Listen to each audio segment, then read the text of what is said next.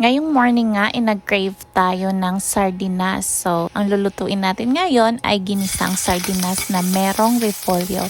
Para kahit dilata yung ulam natin, healthy pa rin kasi nga meron tayo vegetables. Eto na nga, nagisa na tayo ng ating repolyo. Ang mahal na ng repolyo ngayon sa tindahan. Yun na lang, meron ako ditong natira. Ayan na nga ang ating sardinas. Ilagay na natin kasama ang ating repolyo kasi yung repolyo madali lang yang maluto. Diba kinakain nga yan kahit hindi niluluto. So, halo-halo lang at saka ang bango, promise. So, try nyo rin to mga may madali lang siya tsaka medyo healthy siya kasi nga meron tayong repolyo.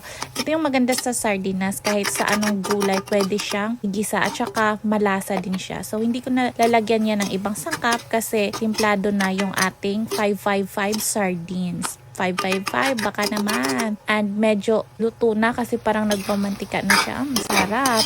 So, isi-serve na natin kasi gutom na tayo at late na tayo sa work. So, ayan, nakapag-plating pa na hindi rin naman ako marunong. So, ayan, kain-kain. Inggit, mainggit. Ang gusto, mainggit.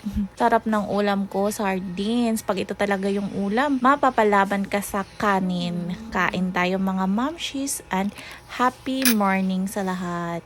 Bye-bye!